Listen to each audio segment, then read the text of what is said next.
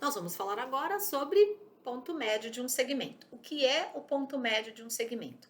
É um ponto que divide um segmento em duas partes exatamente iguais, tá? Então, o que acontece? Eu tenho aqui o ponto M, que divide o segmento AB em duas partes iguais, e o ponto N, que divide o segmento em duas partes iguais. Agora, nós vamos determinar esses pontos. Primeiro, o exercício diz o seguinte: justifique que o triângulo maior e o triângulo menor são semelhantes. O que eles têm em comum? Aqui, ó, esse vértice B tem a medida de ângulo que é a mesma, tanto para o triângulo maior quanto para o triângulo menor. Então, o que a gente sabe?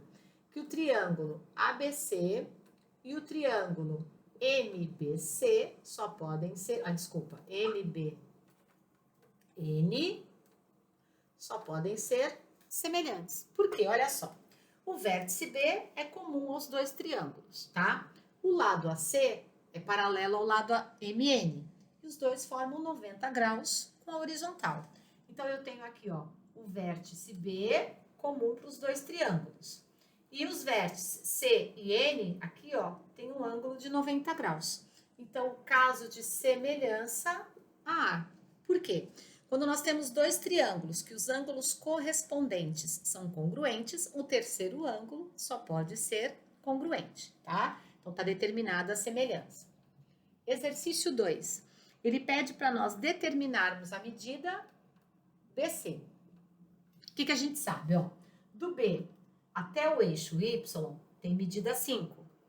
Do C até o eixo Y tem medida 3. Portanto, de B a C, a medida corresponde a 8. Exercício 3. Lá no exercício 3, ele pede para que a gente determine a medida de AM e de MB. Então, ele diz o seguinte, que se de A a M mede D, e eu sei que o M é o ponto médio, significa dizer que de M a D também mede D, tá? Então, eu posso dizer que AM vale D, portanto, BM também vale D, ok? Lá no exercício 4.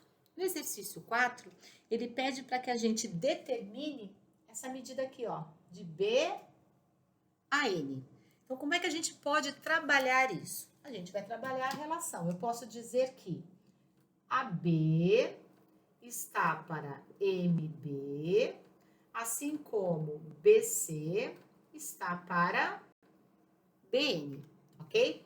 Então, vamos lá. Quanto mede a B? Ó, do A até o M mede D. Do M até o B mede D. Então, D mais D, 2D. Do M ao B, D. Do B ao C, 8. E do BN é o que a gente vai calcular. Olhando aqui, eu posso simplificar o D de cima com o D de baixo, certo? Portanto, BN vai ser igual a 8 dividido por 2.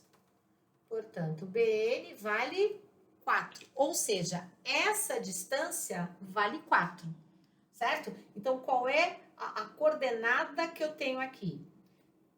5 menos 4, aqui vale 1, tá? Então, a distância de B a N vale 4. Então, se o B está no 5, o N só pode estar no número 1, ok?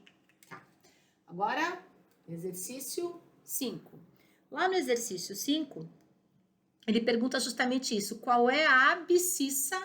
Tá? A abscissa é o correspondente ao X. E ele quer saber a abscissa M. Então, se X de N é igual a 1, o X de M também é igual a 1, ok? Lá no sexto exercício, ele quer saber qual é a medida, né, do ponto médio entre o A e o C. Então, ele quer saber o quê? Um ponto P aqui, ó. Um ponto P.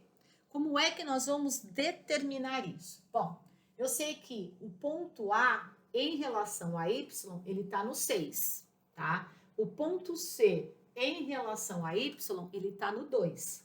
Então, como ele quer saber a coordenada P, tá? Lembrando que é P de y. O que eu vou fazer aqui, ó?